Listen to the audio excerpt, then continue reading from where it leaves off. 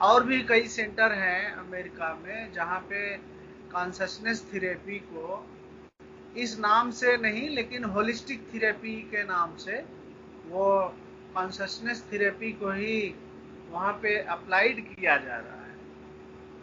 तो हालांकि हम लोगों का जो आत्म सत्संग है, हमारा हमारा हमारा जो उद्देश्य है, हम लोगों का उद्देश्य कुछ अलग है, अल्टीमेट है। लेकिन अगर उस अल्टीमेट की साधना करते करते अगर कुछ बाई प्रोडक्ट हमें क्या बोलते हैं, साइड बेनिफिट भी अगर हो रहा है, तो हमें उसको भी जानना समझना अच्छा है। हम बहुत लोगों को बता भी सकते हैं, और बहुत लोग इस कारण से भी बहुत लोग हाँ, आत्म सत्संग से जुड़ सकते हैं। ये भी एक फायदा हो सकता है ना? क्योंकि जैसे योग है ना, जैसे जो रामदेव जी ने बाबा रामदेव जी ने जो प्रचलित किया, तो उन्होंने योग जो पतंजलि महर्षि पतंजलि का, भगवान पतंजलि का जो अष्टांग योग है, वो तो आत्मा को परमात्मा से एकमेकता की सिद्धि करने के लिए ही वो योग है। लेकिन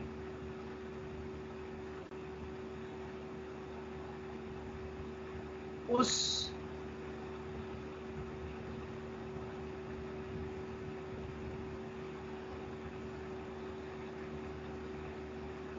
जो जो योग का परम लाभ है, परम लाभ के लिए योग की ओर आकर्षित होने वालों की संख्या बहुत कम है। क्योंकि आम लोगों में आध्यात्मिक लगन उतनी ज्यादा नहीं होती है। तो आम लोगों को, जिसके अंदर उतनी लगन नहीं है, उसको भी कैसे योग से जोड़ा जाए। तो बाबा रामदेव ने ये काम बड़े बखूबी किया। उन्होंने योग को, आसन को, प्राणायाम को शारीरिक स्वास्थ्य का एक साधन इसके रूप में प्रचलित किया। और आज देखिए, उनकी मेहनत से घर घर में योग प्रचलित हो गया है। तो हम अपने आत्म सत्संग का लक्ष्य क्या है, उसको जानते हुए, समझते हुए भी हम कॉन्शस थेरेपी के बारे में बातचीत कर सकते हैं। तो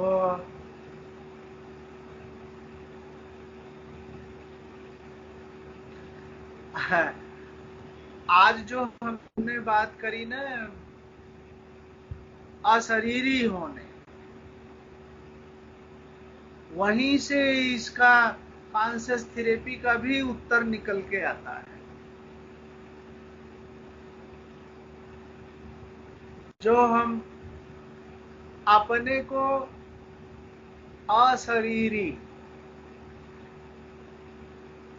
शरीर से मेरा कोई संबंध, संपर्क, स्पर्श है ही नहीं, शरीर से मेरा कोई संपर्क नहीं है, स्पर्श नहीं है, और संबंध भी नहीं है, ऐसा हम हो गए, अशरीरी हो गए। तो इसका क्या लाभ है?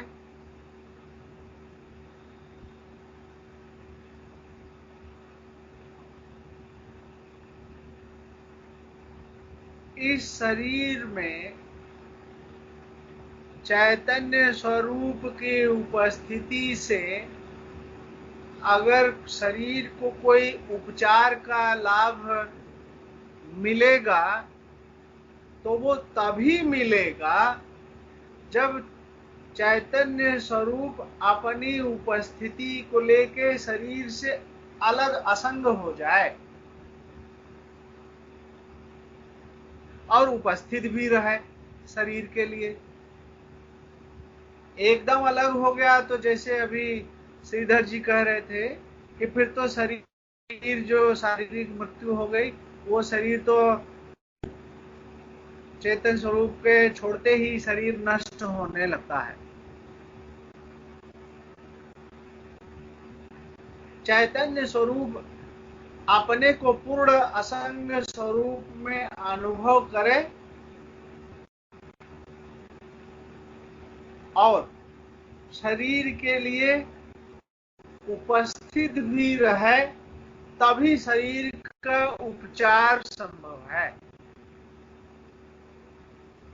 मैं कहना ये चाहता हूं, देखिए है सभी शरीरों को दे रहा है, सभी शरीरों में जो जीवनी शक्ति है वो तो चेतन स्वरूप ही दे रहा है। तो जितने शरीर जीवित हैं, चेतन स्वरूप तो सब में स्थित है। तो चेतन स्वरूप जब सभी शरीरों में स्थित है, फिर भी शरीर में बीमारी क्यों लग रही है? तरह तरह की बीमारियां लग रही हैं,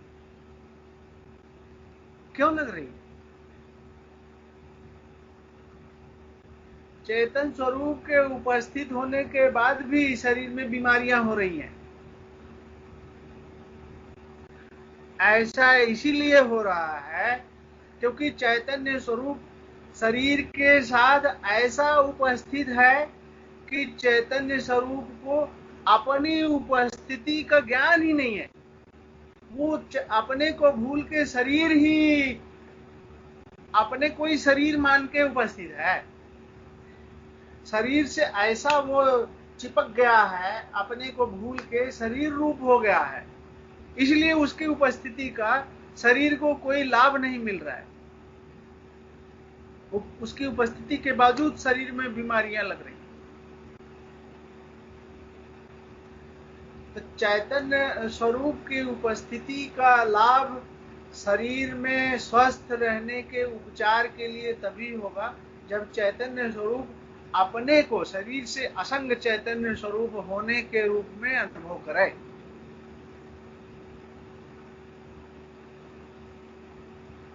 देखिए, आप कहेंगे कि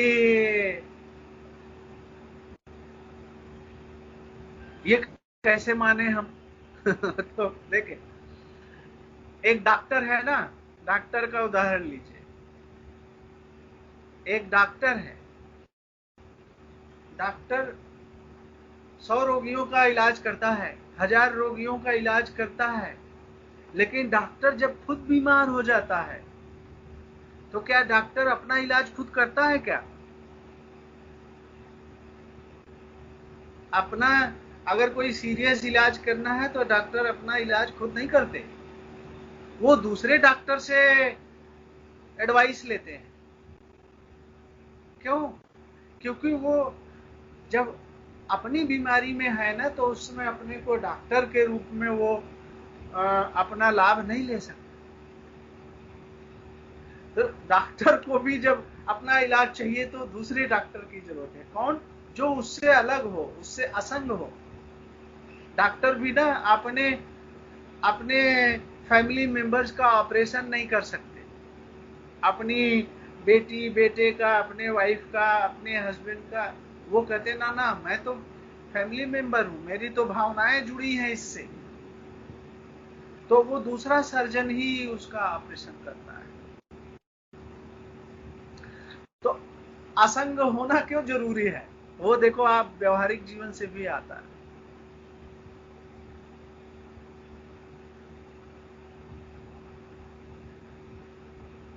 वो डॉक्टर अपने रिश्तेदारों का ऑपरेशन खुद नहीं कर पाता है, जो उसके क्लोज हैं, बेटा बेटी, पति पत्नी। क्यों? क्योंकि वो उससे बिल्कुल अटैच है, इमोशनली अटैच है। वो अटैचमेंट ही उसके डॉक्टरी का जो पूरा उसको ज्ञान है उसमें बाधा पड़ जाता है। ठीक इसी तरह से जब चैतन्य स्वरूप अपनी पूर्ण असंग उपस्थिति का अनुभव नहीं करता है, तो शरीर में जो उपचार करने की शक्ति है चैतन्य स्वरूप में, उसका पूरा लाभ वो शरीर को नहीं दे पाता है। तो इस तरह से मैं कहना ये चाहता हूँ कि जब आप अपने को शरीर से अशरीर चैतन्य स्वरूप में अनुभव करेंगे, तब आप इस शरीर को हील करने में ज्यादा योगदान हो सकता है आपका। तो उसके लिए 5-7 मिनट आप सभी लोग अगर आपको आंख बंद करके प्रैक्टिस करना चाहें तो आप कर लीजिए। जहां भी आप बैठे हैं सहज हो करके, रिलैक्स हो करके 5 मिनट बैठिए। रिलैक्स एकदम रहना है, लेकिन अलर्ट रहना है। अलर्ट नहीं रहे तो नींद आ जाती है, तो रिलैक्स हो जाइए। और शरीर में जहां आपका पैर का अंगूठा है,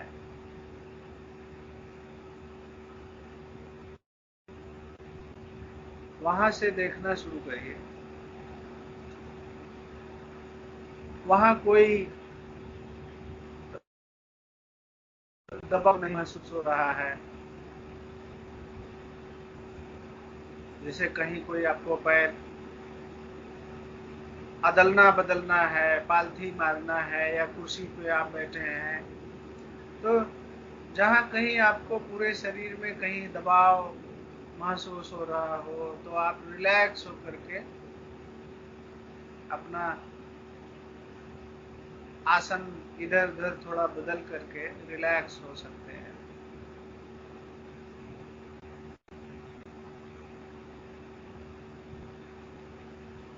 अब आपने अगर देख लिया कि आपका पूरा शरीर रिलैक्स हो गया, अब आप अपनी बंद आंखों से ही अपने आप को अपनी चैतन्य स्वरूप में उपस्थिति को अनुभव कीजिए। और अपने मैं हूं के अनुभव में रहते हुए ही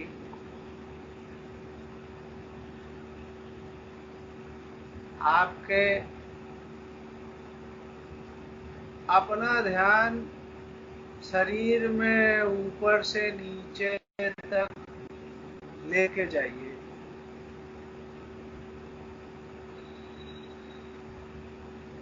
ऊपर से नीचे तक आपको सिर से पैर तक आपको ये स्थूल शरीर, भौतिक शरीर ये है, ऐसा तो आपको अनुभव मिलेगा ही।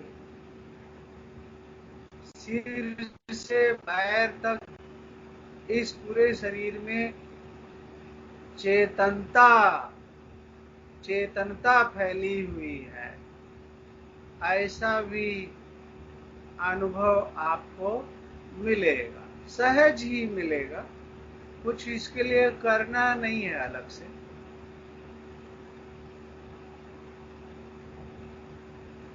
अब आप शरीर को बंद आंखों से शरीर को अंदर से अनुभव कर रहे हैं। आप शरीर के आंतरिक चेतना को अनुभव कर रहे हैं। आप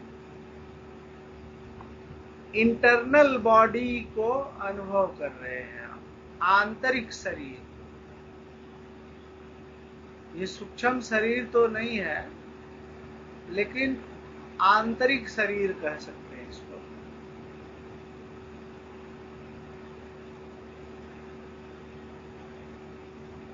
और इस शरीर में आंतरिक शरीर जो, उसमें जो चेतनता है, वो चेतनता कहाँ से आ रही है? चेतनता का प्रवाह कहाँ से आ रहा है? आपको स्वयं ही यह अनुभव हो रहा होगा कि इस शरीर, आंतरिक शरीर में चेतनता का प्रवाह आपकी उपस्थिति से ही आ रहा है। आप ही वो चेतन स्वरूप हैं जिसमें से चेतनता की लहरें, चेतनता का करंट, चेतनता की धाराएं पूरे शरीर में प्रवाहित हो रही है।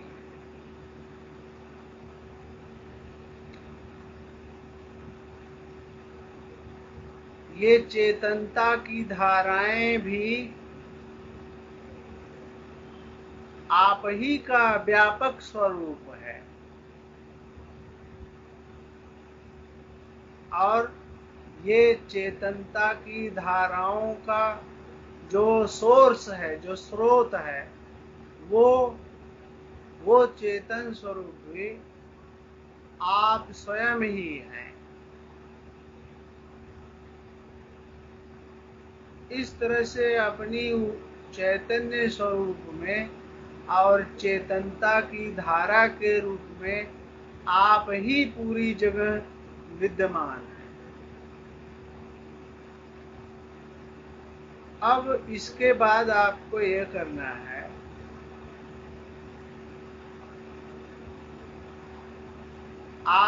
शरीर में जहां कहीं भी कोई पीड़ा हो, कोई तकलीफ हो, कोई रुकावट हो, आप अपने चेतनता की धारा उस जगह पे थोड़ी देर के लिए इकट्ठा फोकस कर दीजिए।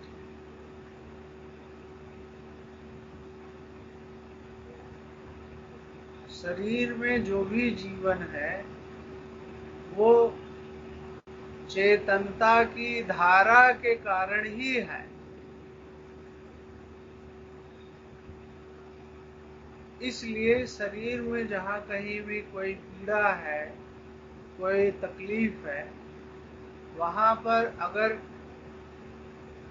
कुछ देर तक चेतनता की धारा आप प्रवाहित करते रहेंगे, उस स्थान पर हीलिंग अपने आप होती रहेगी। शरीर में जहां कहीं भी जिस अंग में कोई पीड़ा है,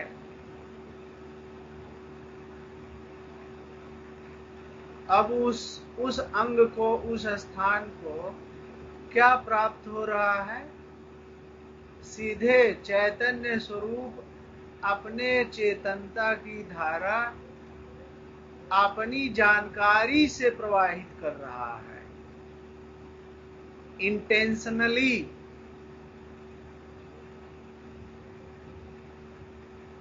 जानबूझ के चेतन स्वरूप अपनी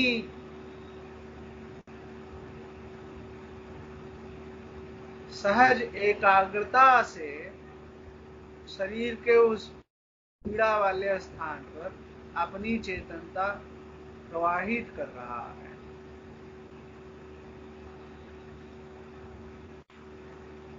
इस चेतनता की धारा ही वह जीवनी शक्ति है जिससे शरीर में जीवन है। चेतनता की धारा,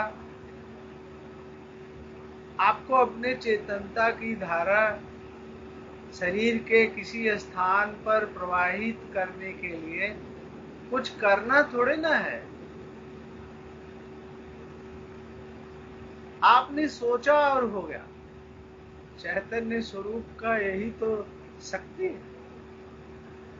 चैतन्य स्वरूप ने जैसा सोचा, जो संकल्प किया, वैसा होने लगता है।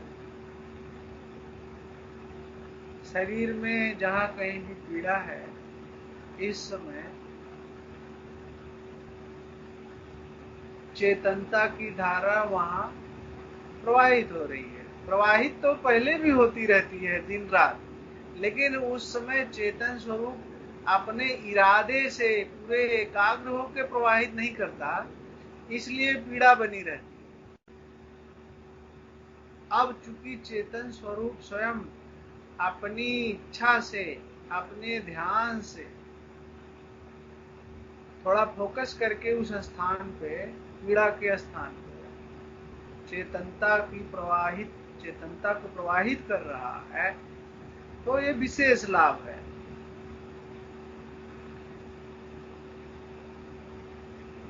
ऐसा ही अभ्यास यदि हम प्रतिदिन 10-15 मिनट कर लेते हैं, तो उसमें हमें 2-3 फायदे हो जाते। सबसे पहला फायदा तो यही हो जाता है, जो हमारे आत्म सत्संग का मेन पर्पज है, कि हम अपने आप को असंग चेतन स्वरूप से अनुभव करें और उस अनुभव में प्रतिदिन समय जरूर बिताएं। तो पहला सबसे बड़ा लाभ तो यह हमारा हो गया, आत्म सत्संग वाला।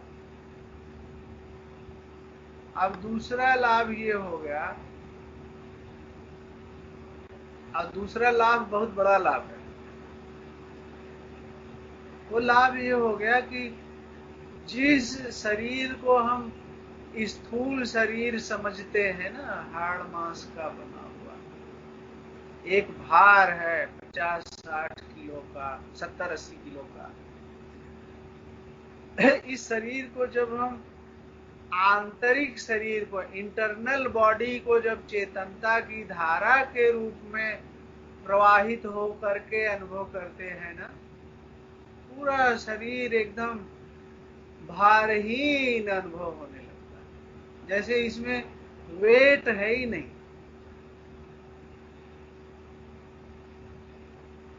ये बॉडी जो भारी पना इसमें हमें अनुभव होता है, इसमें हल्का पना अनुभव होने लगता है। लाइट बॉडी, ग्रॉस बॉडी से लाइट बॉडी, और लाइट बॉडी से ट्रांसपेरेंट बॉडी, ये सब अभ्यास हम करेंगे आने वाले सप्ताहों में। एक होता है ट्रांसपेरेंट बॉडी,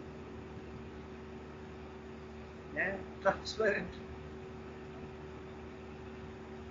जैसे भगवान योग वासिष्ठ में कहते हैं ना, भगवान वशिष्ठ, ये स्थूल शरीर जो है ना, ये पंचभूत नहीं है, ये चैतन्य स्वरूप का संकल्प मात्र है।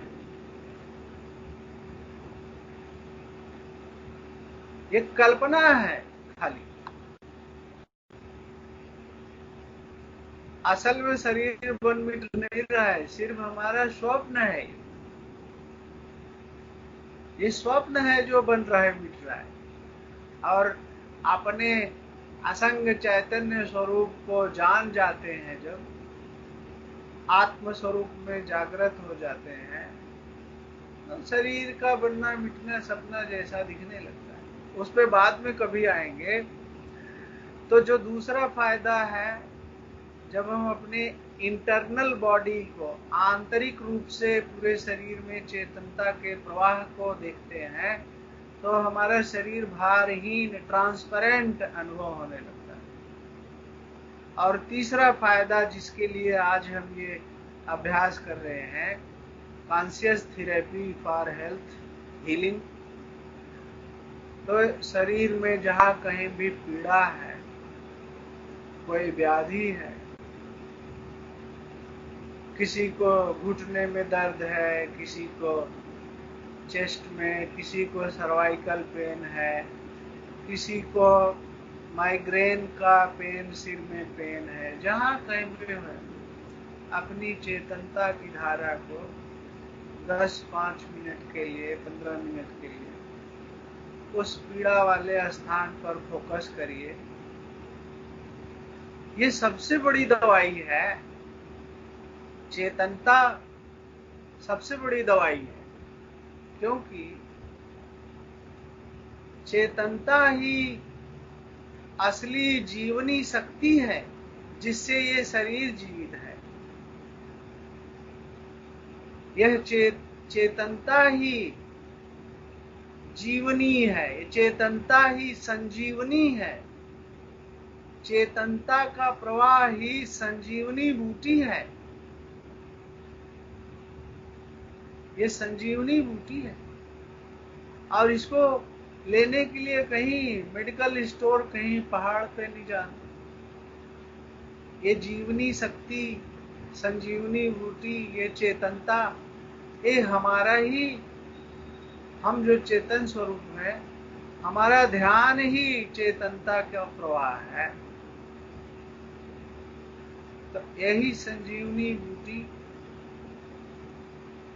यही चेतनता का प्रवाह, जहाँ भी शरीर में कष्ट है, पीड़ा है, उस पे हम प्रवाहित करें। लेकिन ये सावधानी रखना है, इसका लाभ तभी होगा जब हम अपने आप को, स्वयं को शरीर से बिल्कुल परे, शरीर से असंग, शरीर से अछूता चेतन स्वरूप अनुभव कर रहे होंगे। तो इसी से हमारा आत्म सत्संग का भी मेडिटेशन हो जाएगा, शरीर भी हमारा ट्रांसपेरेंट हो जाएगा और शरीर की पीड़ा का भी इलाज हो जाएगा।